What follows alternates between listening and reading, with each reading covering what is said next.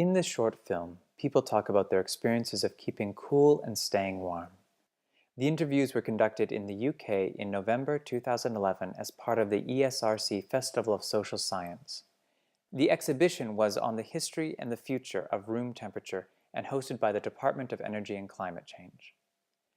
Some of the people who speak are ambivalent about air conditioning, some talk nostalgically about the past, and some describe how they cope with changing conditions indoors. We start with Sarah.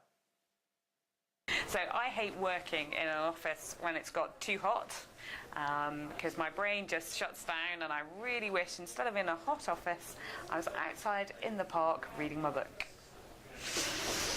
Don't mind if it's cold, I can always go and make another cup of tea.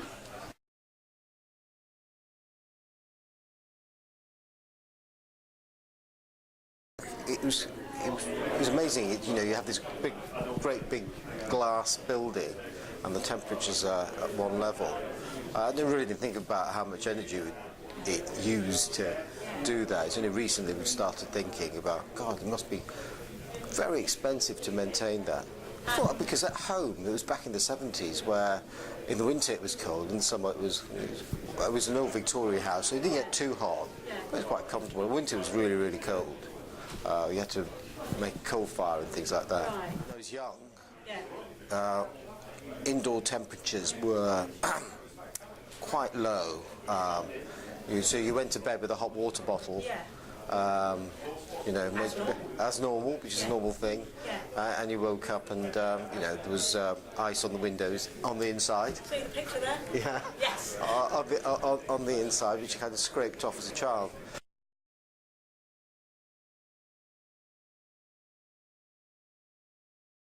I went to Nigeria last week, and of course what you do is you stay in these hotels and you go into them and you could be anywhere in the world. They've got standard furnishings, they're all the same, whether it's New York or Lagos. The temperature inside is exactly the same. It's bizarre.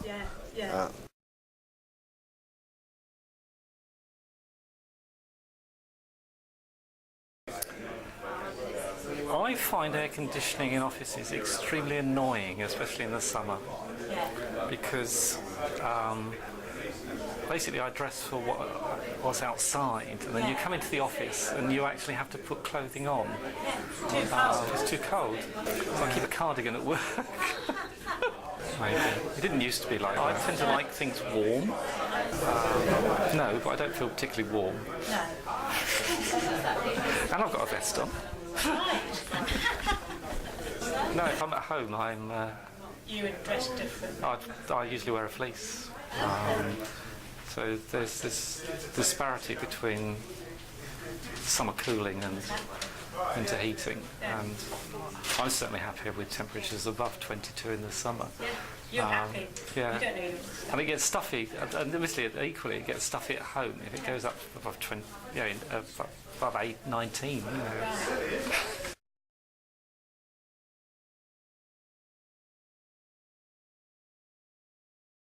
Worked in offices for about 8 years, and I think they've always been air conditioned, at least in part of the year.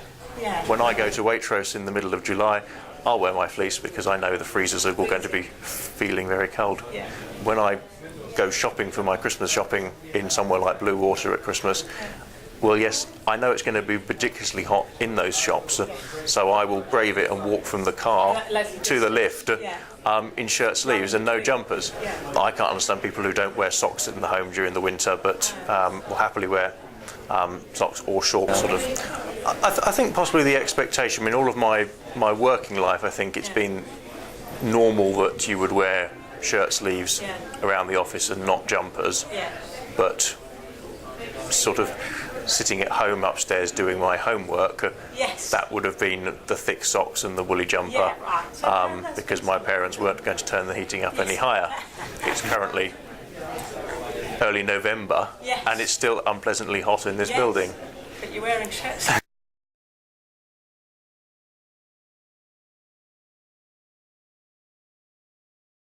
Historians who've looked at thermal comfort, I think, found that the average temperature in the UK 100 years ago was 13 degrees. So a good probably 6 degrees below what is average in many different households. There are areas in India where you simply can't live without air conditioning, particularly in summer. People used to, did they? There are some areas that just weren't inhabited as well. Yeah, well, people used to historically because they used to live in a very different type of building. It was a big thing that time in India to get an air conditioning in your office. Yeah. It's almost equivalent to getting a promotion for that matter. We use a lot of fans, ceiling fans, which throws in a lot of air, and we rely a lot on cross ventilations. So windows in India open fully, unlike here where they just open slightly. Exactly. I mean, in schools, I lived in Darwin for a year in Australia, and that's the top end, so it's extremely hot. It's humid, over 30 degrees quite regularly, and in the schools there they have it, like the cooling is very, very strong. So it was very odd going from the outdoors and into the indoors. And So do you know what temperature it was in North? it would be something like, I think, probably at 18, I think. Yeah, people like 18. Like 18 is really popular in Australia. Like often it seems too cold, but yeah, like the hotter outside, the more cooler they like inside. Yeah, it's almost like a health and safety thing. Like you have to have really effective air conditioning in most Australian schools. Yeah, but the funny thing is the older schools don't have that as well. Yeah, so my secondary school in Australia was very poorly insulated, and we'd have to open the windows and everything. You did have air conditioning there, but it didn't. No, not always. Yeah, often it would just be fans. So some rooms you just have a fan and an open window. And at home? No, we never had air conditioning. But in Australia, you have federation homes, which are 20s, and they're very well made. Yeah. And so they often get like a sea breeze coming through in the afternoon, and yeah, they're very well made. So more modern flats often have them.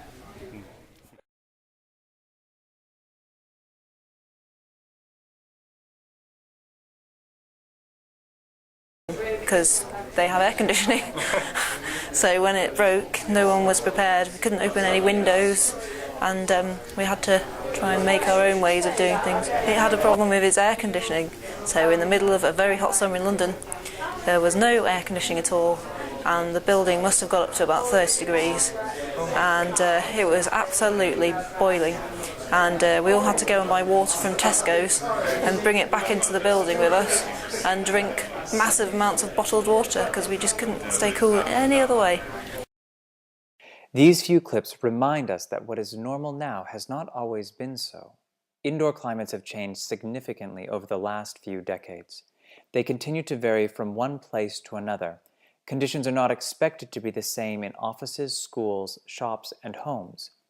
Even so, there is some standardization. Offices and hotels are increasingly similar all around the world. There's also some astonishment. Why should we have to wear gloves in the summer or shirt sleeves in the winter? Stemming these resource-intensive trends is not a matter of increasing energy efficiency. It depends, instead, on asking and addressing fundamental questions about demand. In making this film, we make the point that expectations and experiences of the indoor climates are not fixed for all time. They are constantly being negotiated, resisted, and reproduced. And they can be changed.